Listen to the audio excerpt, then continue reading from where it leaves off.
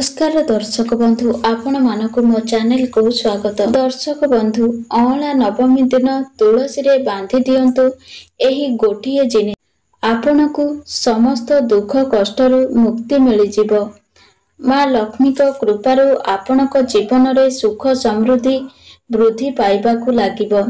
दर्शक बंधु चलित वर्ष अँला नवमी 30 अक्टोबर 2025 शुक्रवार दिन पड़िबाकू जाउअछि। तेणु एही पवित्र दिन रे आपण माने जदि तुलसी गछरे बांधी दियंती एही गोटिए जिनिस ताहाले जीवन रे केबे मध्य धन अन्नर अभाव हेबो नाही।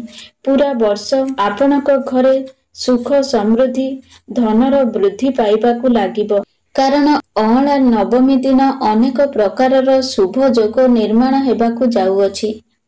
जेमिति कि आयुष्मान जोग, महालक्ष्मी जोग, धन जोग, इंद्र जोग परि पूरा 62 प्रकारर शुभ जोगर निर्माण हेबाकू जाउअछि। तेणु एही पवित्र दिन रे आपण माने जदि तुलसी रे बांधी दियंती एही गोटिए जिनिस ताहाले आपणक जीवन रे जो भी समस्या लागी रहिछि ताहा तुरंत दूर होइजिबो। कारण अँला नवमी भगवान श्रीहरि नारायणकर पवित्र दिन होइथाए। एही दिन माता लक्ष्मी मध्य अँला गछ मूलरे निवास करिथांती। जेउठी माता लक्ष्मी निवास करिथांती सेठी श्रीहरि नारायण मध्य रहिथांती।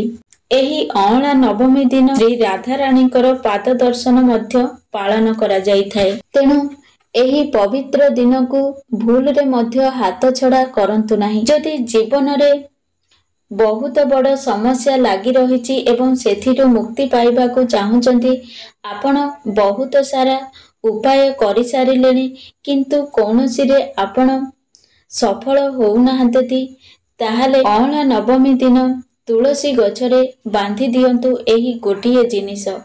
आपणकर समस्त मनस्कामना तुरंत पूर्ण हेबो। कारण कार्तिक मासरे तुलसी गछर विशेष महत्व रहिअछि। तुलसी पूजा करिबा द्वारा अनेक पाप नष्ट होई जाइथाए आउ भगवान विष्णुकर आशीर्वाद प्राप्त होइथाए। कारण तुलसी गछ को माँ लक्ष्मीकर द्वितीय रूप बोली मना जाइथाए। तेबे दर्शक बंधु अँला नवमी दिन तुलसी गछ मूलरे एमिति केउ जिनिस बांधिबा द्वारा समस्त दुख कष्ट रोगरू मुक्ति मिलिथाए एवं माँ लक्ष्मीकर आशीर्वाद प्राप्त होइथाए। तेबे दर्शक बंधु आपण मानकु अनुरोध भिडियोटी को शेष पर्यंत देखंतु एवं आम चैनल को सब्सक्राइब करंतु आ कमेंट सेक्शन रे जय माँ लक्ष्मी निश्चय लिखंतु। दर्शक बंधु केवल आम भारत रे नुहे दुनियार अनेक स्थान रे तुलसी को पवित्र दृष्टि रे देखा जाइथाए। अनेक औषधीय गुण रे भरपूर होई रहिथाए तुलसी। अनेक धार्मिक अनुष्ठान एवं तांत्रिक प्रयोग रे एहार उपयोग करा जाइथाए। पुराण रे तुलसी को भगवान विष्णुकर पत्नी हेबार गौरव मिलिअछि। एही कारणरू तुलसी जगत जननी अटंती। तुलसी को अमृतर प्रतिरूप बोली कुहाଯାଏ। जेउठारे तुलसी गछ लागिथाए सेठी ब्रह्मा विष्णु शंकर एही त्रिदेवंकर बास होइथाए। तुलसी पूजा करिबा द्वारा महापाप नष्ट होई जाइथाए। जेमिति सूर्य उदय परे अंधकार नष्ट होई जाइथाए। शास्त्र अनुसारे जेउ घरे तुलसी हराहर रहिथाए सेही घरे सुख समृद्धि शांति बढ़ी थाए। भगवान विष्णुकर पूजा एवं प्रसाद रे तुलसी पत्र रहिबा अत्यंत जरूरी होइथाए। एहार बिना पूजा असंपूर्ण अटे।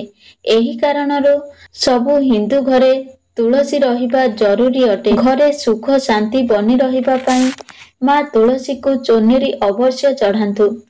प्राप्तः समस्त लोक अजानतरे अनेक भूल करि देइथांती। तुलसी माँ को पूजा तो करिथांती किंतु ओढ़णी देई नथांती। एही कारणरू एमानकु फल प्राप्ति होई नथाए। दर्शक बंधु जेउ लोक माने तुलसी विवाह करिथांती सेही लोक मानकु केबे भी कष्ट आसी नथाए। शालग्राम एवं तुलसी विवाह कराइबा फलरे कलह पाप दुख रोग दूर होइथाए। दर्शक बंधु जदि आपण एही अँला नवमी दिन जलरू किछि टोपा क्षीर मिसाई माँ तुलसी को अर्पण करिवे। एहा द्वारा भगवान विष्णुकर कृपा प्राप्त होइथाए। तुलसी को विष्णु प्रिय बोली मनाजाए। सेथिपाई तुलसी रे क्षीर चढ़ाइबार माने हेला भगवान विष्णु को क्षीर अर्पण करिबा। एही उपाय द्वारा घरे सुख समृद्धि आउ धनर लाभ होइथाए। एही उपाय को गुरुवार दिन करिबा द्वारा जातकरे बृहस्पति ग्रह मजबूत होइथांती आउ घरर सबु कलह दूर होई जाइथाए। एबे मु आउ गोटिए उपाय कहिबी। एही उपाय जाहाकू आपण अहला नवमी दिन करी आपण निजर सबु समस्या को दूर करि पारिबे। एही उपाय आपण अहला नवमी दिन करि पारिबे, नहले केउ भी गुरुवार दिन करि पारिबे। भल दिन रे करा जाइथिबा एही महा उपाय आपनको घर धन धान्य रे भरी देव। सकाळु उठी स्नान आदि सारी स्वच्छ वस्त्र परिधान करंतु एवं एहा परे तुलसी गछ मूलरे गोटिए नाली रंगर ढागा को बांधी दियंतु। तापरे आपनको गोटे माटी हांडी आनिबार अछि। सेथिरे आपनको चाउल भरी करी रखिबार अछि।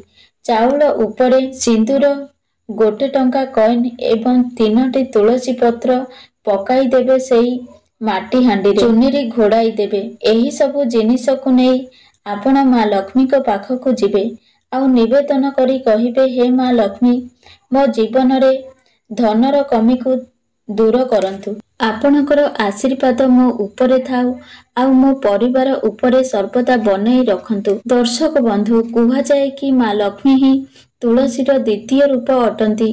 जदि आपण मां लक्ष्मी को प्रसन्न करिदेले आपणक जीवन रे केबे भी टंकार कमी रहिबो नाही। एही उपाय को आपण अहला नवमी दिन अवश्य करंतु। देखिबे वर्ष सारा आपणक घरे केबे भी धनर कमी हेबो नाही। एही माटी हांडी को आपण आपणक धन रखुथिबा स्थान रे रखि दियंतु।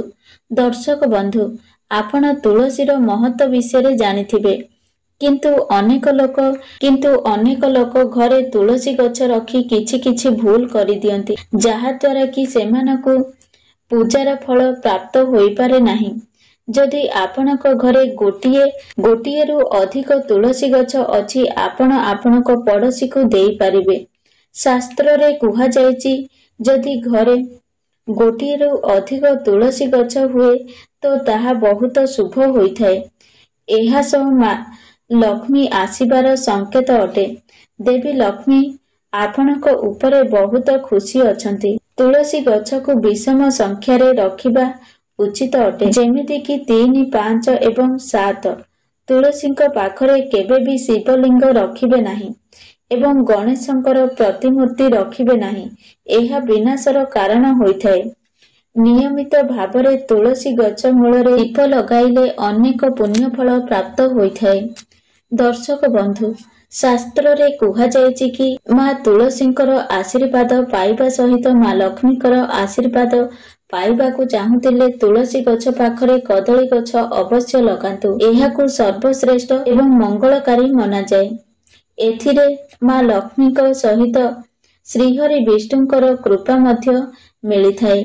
जेउ घरे तुलसी पाखरे एही 3टी जिनिस रखा जाई नथाए, सेही घर को मां लक्ष्मी कोसे दूर रे रहिथांती एवं मां तुलसी भी क्रोधित होइथांती। आपण जेउ कार्य करिवे सेथिरे सफलता मिलिबो नाही। तुलसी गछ पाखरे शालाग्राम अवश्य रखंतु, नचेत खराब समय आपणकर घेरी दब। शालाग्राम भगवान विष्णुଙ୍କର निराकार रूप मना जाए। जेउ घरे तुलसी गछ पाखरे शालाग्राम रखा जाइथाए, एथिरे मां लक्ष्मीଙ୍କ सहित भगवान विष्णुଙ୍କର कृपा मध्य प्राप्त होइथाए। दर्शक बंधु, मने रखंतु, रविवार दिन तुलसी पत्र तोलंतु नाही कि रविवार दिन तुलसी गछरे जल चढ़ांतु नाही। बाकी अन्य दिन मानकरे तुलसी गछरे जल चढ़ांतु। संध्या समय रे गोटिए घियर दीप तुलसी गछ मूलरे अवश्य जाळंतु। केतेक महिला स्नान सारी निजर केश को खोला रखी तुलसी गछरे जल चढ़ाइथांती। एमिति करिबा द्वारा अशुभ होइथाए।